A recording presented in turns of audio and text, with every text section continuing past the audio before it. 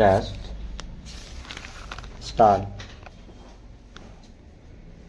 बड़े देशों में लोकतांत्रिक व्यवस्था की अक्सर खर्चीली व्यवस्था के रूप में आलोचना होती रहती है। यह बात भारत जैसे देशों में 100% सच साबित हो रही है।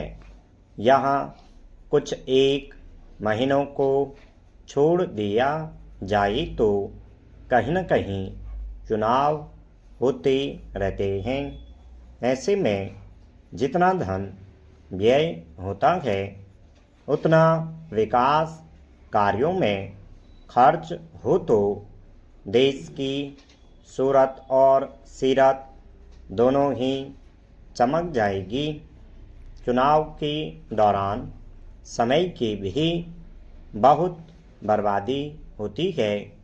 अक्सर देखा यह जाता है कि चुनी हुई सरकारें हमेशा आगामी चुनाव की रणनीति बनाने में मशगूल रहती है और उसके चुनावी वादे कभी पूरे नहीं होते।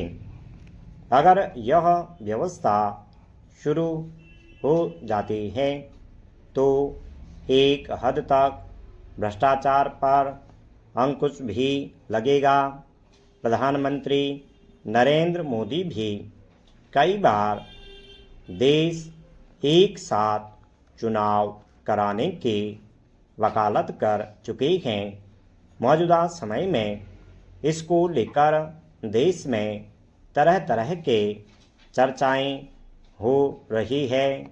कुछ साल पहले विधि आयोग ने भी मसौदा रिपोर्ट जारी कर लॉस एंजल्स चुनावों को एक साथ कराने के सुझाव दिए थे। आयोग का कहना था कि व्यापक राष्ट्रहित में भारत को एक साथ चुनाव कराने का समय आ चुका है और इसके लिए संविधान और मौजूदा कानून में जरूरी संशोधन करने होंगे।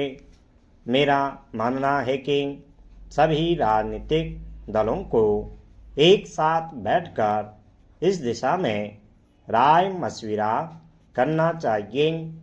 अगर देश में एक साथ चुनाव होगा तो लोकतंत्र और मजबूत होगा।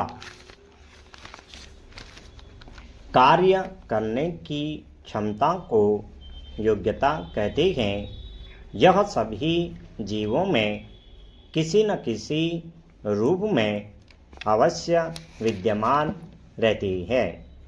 यही व्यक्ति की कार्य क्षमता का प्रमाण होती है।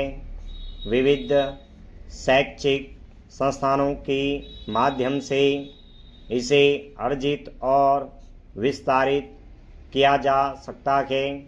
सामाजिक उत्थान और देश की प्रगति के लिए योग्य एवं ईमानदार नागरिकों की आवश्यकता होती है।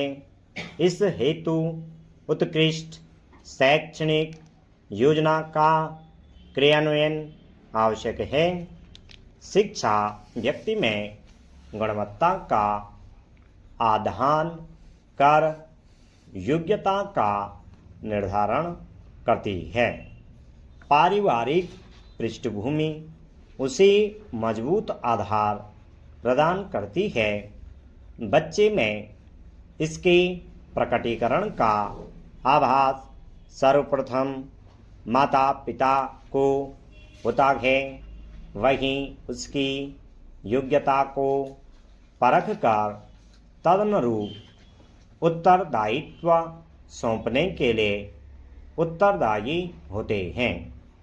इससे कार्य के प्रति निष्ठा जागृत होती है और कार्य सिद्धि अवश्यंभावी हो जाती है। अन्यथा असफल होने पर जीवन में अवसाद का प्रवेश होता है, जिससे होने वाली सामाजिक एवं राष्ट्रीय क्षति का अनुमान भी नहीं लगाया जा सकता। महाराज दशरथ और रानी कैकेयी इसके उत्कृष्ट उदाहरण हैं। स्टॉप।